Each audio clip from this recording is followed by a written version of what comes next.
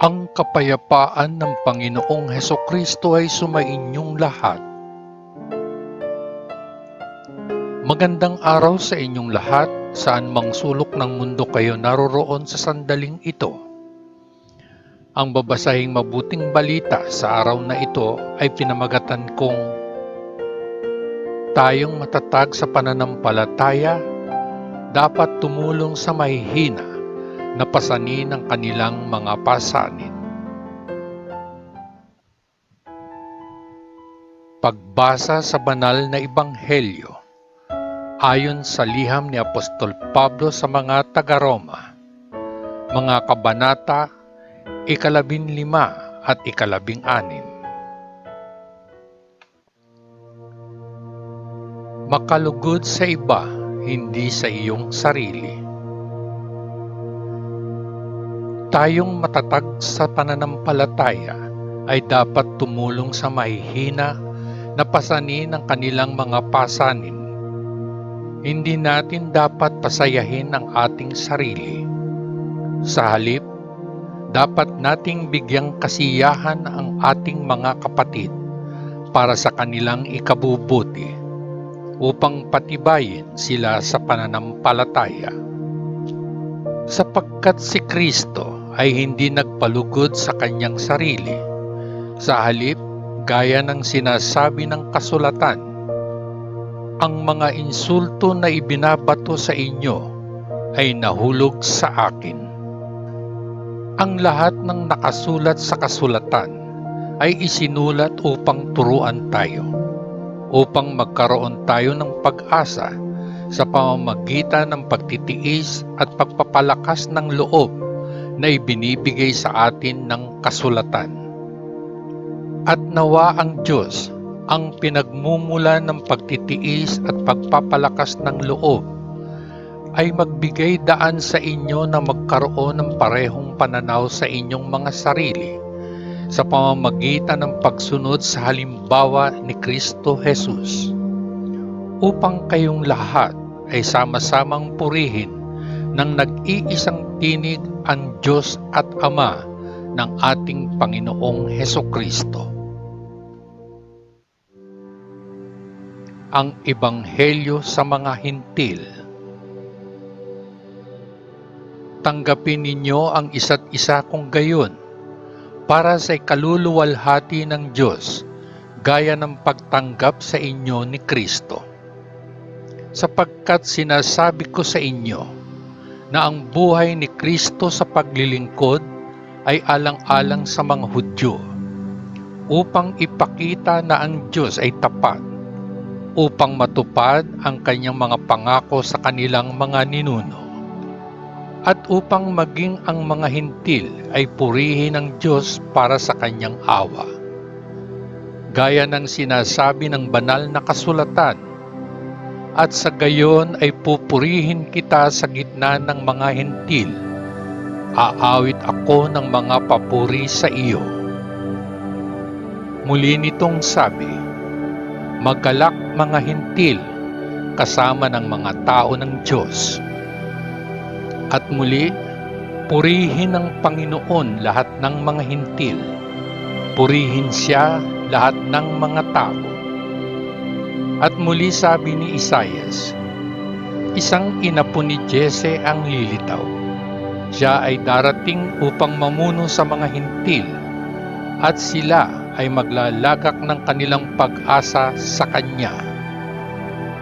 Naway puspusin kayo ng Diyos na pinagmumula ng pag-asa ng buong kagalakan at kapayapaan sa pamamagitan ng inyong pananampalataya sa Kanya, upang patuloy na lumago ang inyong pag-asa sa pamamagitan ng kapangyarihan ng Espiritu Santo. Ang dahilan ni Apostol Pablo sa pagsulat ng napakatapang. Aking mga kapatid, ako mismo ay nakatitiyak na kayo ay puno ng kabutihan, na nasa inyo ang lahat ng kaalaman at nagagawa ninyong turuan ang isa't isa. Ngunit Sa liham na ito ako ay naging matapang tungkol sa ilang mga paksa na ipinaaalala ko sa inyo. Naging matapang ako dahil pribilehyong ibinigay sa akin ng Diyos ng pagiging lingkod ni Kristo para magtrabaho para sa mga hintil. Naglilingkod ako bilang isang pari sa pangangaral ng mabuting balita mula sa Diyos, upang ang mga hintil ay maging isang handog na katanggap-tanggap sa Diyos na inialay sa Kanya sa pamamagitan ng banal na Espiritu. Sa pagkakaisa kay Kristo Jesus kung gayon, maipagmamalaki ko ang aking paglilingkod sa Diyos. Ako ay magiging matapang at magsasalita lamang tungkol sa kung ano ang ginawa ni Kristo sa pamamagitan ko upang pamunuan ang mga hintil na sumunod sa Diyos. Ginawa niya ito sa pamamagitan ng mga salita at gawa, sa pamamagitan ng kapangyarihan ng himala at mga kababalaghan, at sa pamamagitan ng kapangyarihan ng Espiritu ng Diyos. At sa gayon, sa paglalakbay mula sa Jerusalem hanggang Ilirico, lubos kong ipinahayag ang mabuting balita tungkol kay Kristo. Ang aking adhikain ay palaging ipahayag ang mabuting balita sa mga lugar kung saan si Kristo ay hindi nabalitaan, hindi upang magtayo sa pundasyong inilatag ng iba. Gaya ng sinasabi ng banal na kasulatan, makikita siya ng mga hindi sinabihan tungkol sa Kanya at makakaunawa ang mga hindi nakarinig. Ang plano ni Apostol Pablo na bumisita sa Roma. At kaya maraming beses akong pinigilan na pumunta sa inyo. Ngunit ngayon, na natapos ko na ang aking gawain sa mga rehiyong ito, at dahil sa napakaraming taon kong gustong makita kayo, umaasa ako na magawa ito ngayon.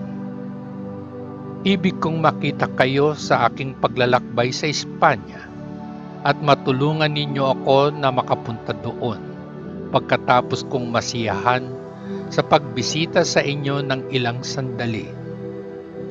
Sa ngayon, gayon paman, pupunta ako sa Jerusalem para sa paglilingkod sa bayan ng Diyos doon, sapagkat ang mga iglesia sa Macedonia at Akaya ay malayang nagpasya na magbigay ng handog upang matulungan ang mga dukha sa mga tao ng Diyos sa Jerusalem. Ang desisyong ito ay kanilang sarili, pero sa totoo lang, obligasyon nilang tulungan sila. Dahil ibinahagi ng mga Hudyo ang kanilang espiritual na pagpapala sa mga hintil, dapat gamitin ng mga hintil ang kanilang material na mga pagpapala upang tulungan ang mga Hudyo. Kapag natapos ko na ang gawain ito at naibigay ko na sa kanila ang lahat ng salaping nalikom para sa kanila, aalis ako patungong Espanya at dadalawin ko kayo sa aking paglalakbay roon.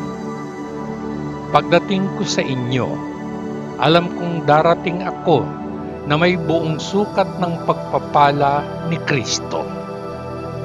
Hinihimok ko kayo mga kapatid, sa pamamagitan ng ating Panginoong Hesukristo at sa pag-ibig na ibinibigay ng Espiritu, samahan ninyo ako sa pagdarasal ng taimtim sa Diyos para sa akin. Ipanalangin na ako ay maligtas sa mga hindi mananampalataya sa Judea, at ang aking paglilingkod sa Jerusalem ay maging katanggap-tanggap sa mga tao ng Diyos doon. At kaya ako ay lalapit sa inyo na puno ng kagalakan, kung ito ay kalooban ng Diyos, at magsaya sa isang maaliwalas na pagbisita sa inyo. Sumainyo nawa ang Diyos, ang pinagmumulan ng ating kapayapaan. Amen. Mga personal na pagbati ni Apostol Pablo. Inirekomenda ko sa inyo ang aming kapatid na si Phoebe, na naglilingkod sa simbahan ng Cenchrea. Tanggapin ninyo siya sa pangalan ng Panginoon, gaya ng dapat gawin ng bayan ng Diyos, at ibigay ninyo rito ang anumang tulong na maaaring kailanganin niya mula sa inyo. Dahil siya mismo ay naging mabuting kaibigan sa maraming tao, at pati na rin sa akin. Binabati ko sina Priscilla at Aquila, na aking mga kamanggagawa sa paglilingkod kay Kristo Jesus. Itinaya nila ang kanilang buhay para sa akin. Nagpapasalamat ako sa kanila, hindi lamang ako, kundi pati na rin ang lahat ng mga simbahang hentil. Pagbati din sa iglesia na nagtitipon sa kanilang bahay. Pagbati sa aking mahal na kaibigan na si Epaenetus, na siyang unang tao sa lalawigan ng Asya na naniwala kay Kristo. Pagbati kay Maria na nagsumikap para sa inyo. Pagbati din kay Andronico at Junias, mga kapwa Hudyo na kasama ko sa bilangguan. Sila ay kilala ng mga apostol at sila ay naging mga Kristiyano bago ako. Ang aking pagbati kay Ampliatus, ang aking mahal na kaibigan sa pakikisama sa Panginoon. Pagbati din kay Urbanus na ating kamanggagawa sa paglilingkod kay Kristo, at kay Stachys, aking minamahal na kaibigan. Pagbati kay Apeles, na ang katapatan kay Kristo ay napatunayan na. Pagbati sa mga kabilang sa pamilya ni Aristobulus. Pagbati kay Herodion, isang kapwa Hudyo, at sa mga kapatid na Kristiyano sa pamilya ni Narcissus.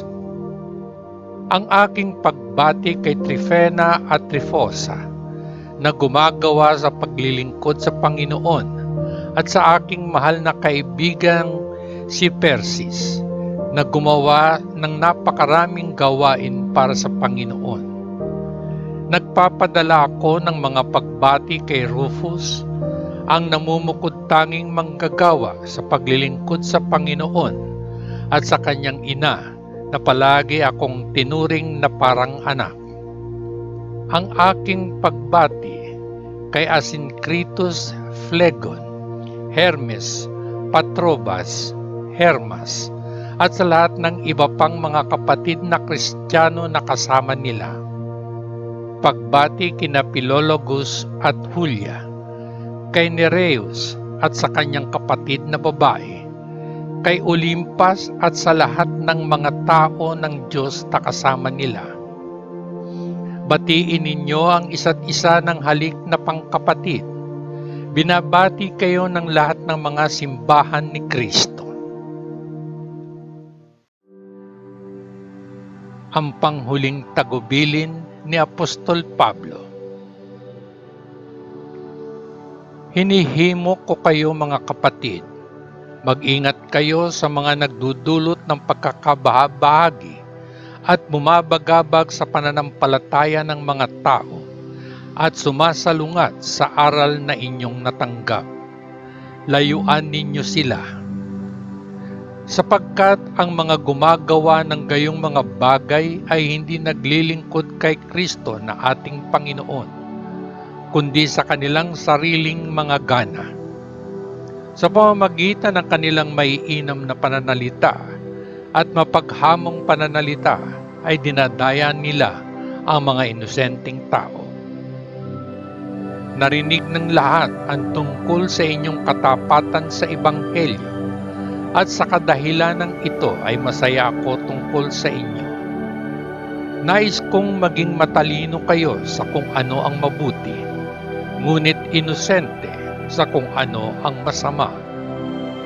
At ang Diyos, ang pinagmumula ng ating kapayapaan, ay malapit nang durugin si Satanas sa ilalim ng inyong mga paa. Sumainyo nawa ang biyaya ng ating Panginoong Hesus.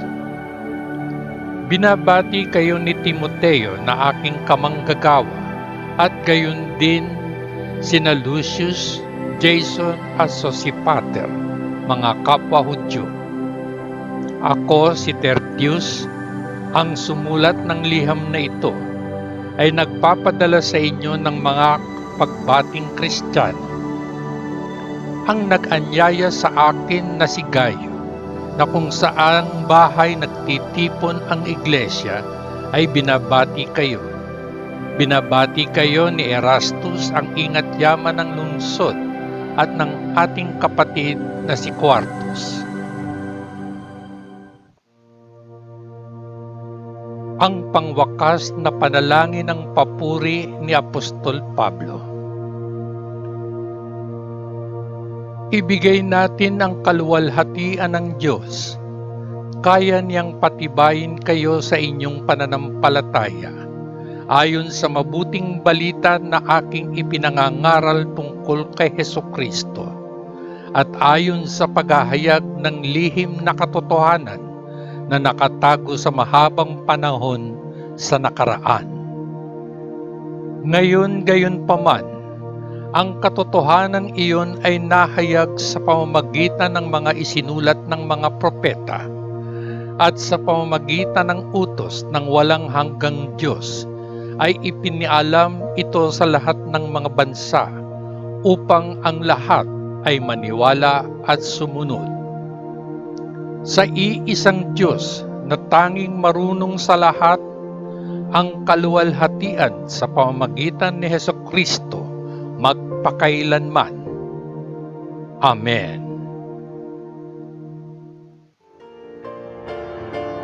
Ang mabuting balita ng ating Panginoon. Salamat sa Diyos Ama sa langit, sa ngalan ng Panginoong Hesukristo na ating manunubos. Amen. Amen. Amen. Peace.